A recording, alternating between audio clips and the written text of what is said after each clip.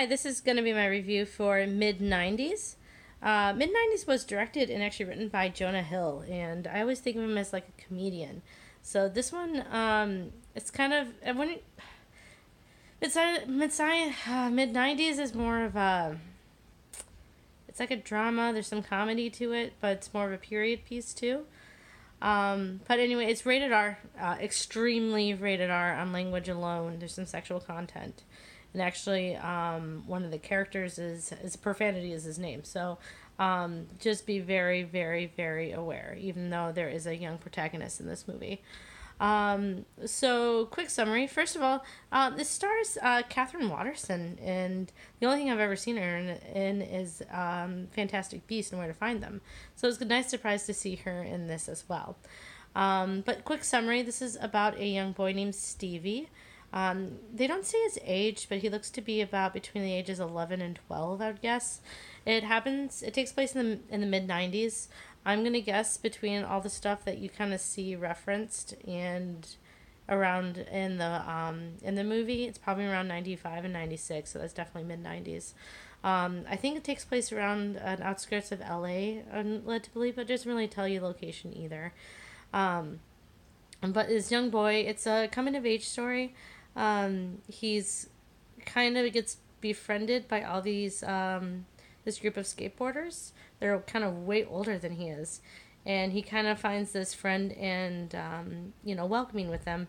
But there's a lot of things that happen with the group that influences what he does and what he becomes and how he develops as an adolescent.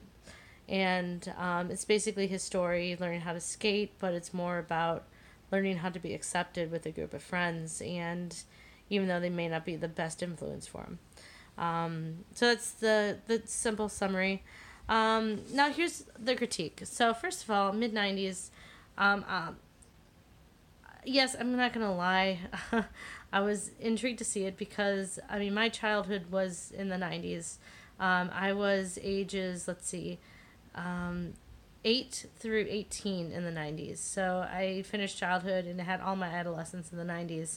So it was kind of nice to see what I grew up along with. I wasn't really, I guess I kind of was his age. No, at the beginning of the 90s I was his age. I was a lot older in the mid-90s. So I mean, it got me there. So this movie kind of takes me into a group that I don't know a lot about, which is skateboarders. The only skateboarder movie person I can actually think of is from Clueless, the guy in there. But anyway, so I was kind of like I felt a fish out of water with all the gang that they were part of. It's just not a gang I ever really was a part of. And just the way they were talking kind of made me uncomfortable, just because didn't really grow up around that type of talking and behavior, and I always thought that was immature. But at the same time, I did thoroughly enjoy this movie. There's a lot of things that happened in here. It's a little deeper than I thought. Past the story of just, a boy learning how to skate. This is really about a boy just looking for a male figure to look up to. And it's interesting. The first thing that we see of him is we see him getting physically abused by his older brother. His older brother who just turned 18. Real physical abuse. I mean, I've been, there's siblings. You kind of fight and everything, but this is real bruises, real physical abuse. And you can tell that the brother just does not want anything to do with his little brother. And, but past that scene when the older brother leaves the house, Stevie goes into his bedroom and looks at everything, looks at clothing, everything on the wall, what he listens to, what he reads, everything. He looked up to his brother so much, and he wanted to be accepted by his brother. He was really, I think this entire story is about him having an older male person to look up to and be accepted by, because his father's not in the picture, so he only has his older brother. And so he looks through all of his room, and he finds a CD that his brother doesn't have, and for his birthday, he gives the CD to his brother, and the brother barely even looks at the CD and throws trash on top of it. So it's his ultimate rejection that he gets, that leads him to really look, for some other male figure to really befriend him and show him how to be a man. And I think that's what he's trying to do. He's trying to learn how to be a man, and his brother is not there, and his father is not there either. So he befriends this older group of boys, and he tries to learn how to skateboard, and it's really, really cute when he's trying to learn how to skateboard. And there's a symbolism that's used in this entire movie, and that's liquid. And it didn't really appear until the very end that I got it. So the brother is, you always see him with like a big jug of like orange juice. And there's a scene when the brothers are fighting, and Stevie goes to the fridge and takes the orange juice and starts running around the house away from him. And his brother gets really, really mad. And then you have him when he's trying to befriend this group that he keeps on looking on. He kind of just hangs out in the outskirts. And the first thing that one of the members of this group asks him is, hey, can you fill a water jug? And he gets really excited because that's like his first thing. He's the errand boy, but he's really excited about it. And he goes and fills this water, and, one of the main guys drinks the water. And then later, when in the movie, he's trying to be accepted and be part of the group even more, and he starts drinking. And there's a scene where he's just like takes this alcohol and he's just downing it. Like, I can't believe somebody is just drinking nonstop without taking a breath.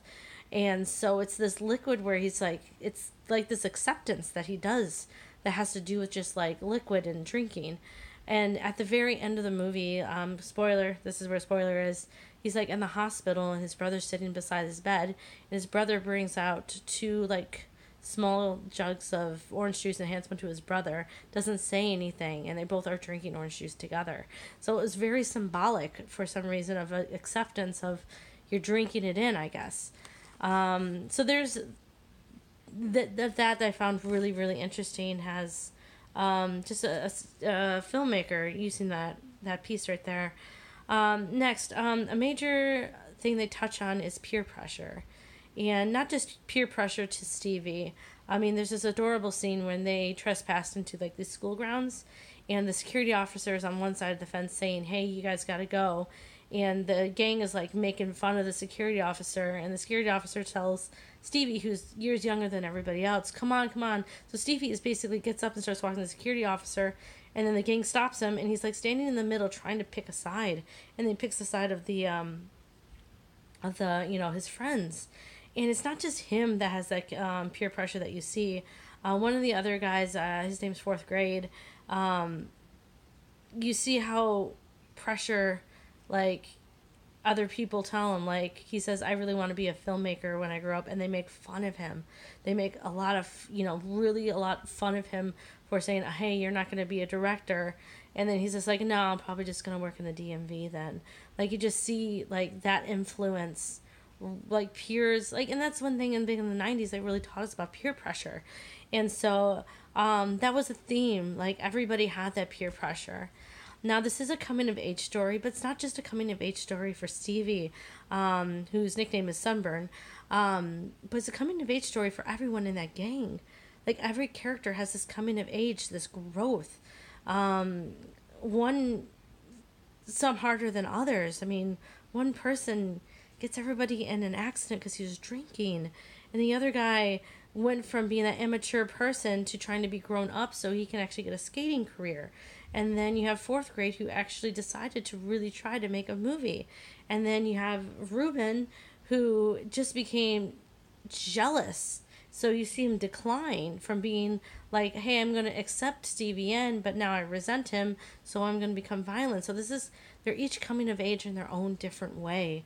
And then the brother is really interesting. Stevie's brother's really interesting, because I just think he's a jerk in the beginning, and then he kind of explains to his brother that their mother was like that before they, when he was a little kid, when the brother was a little kid, and that she's just so different now and so much more mature.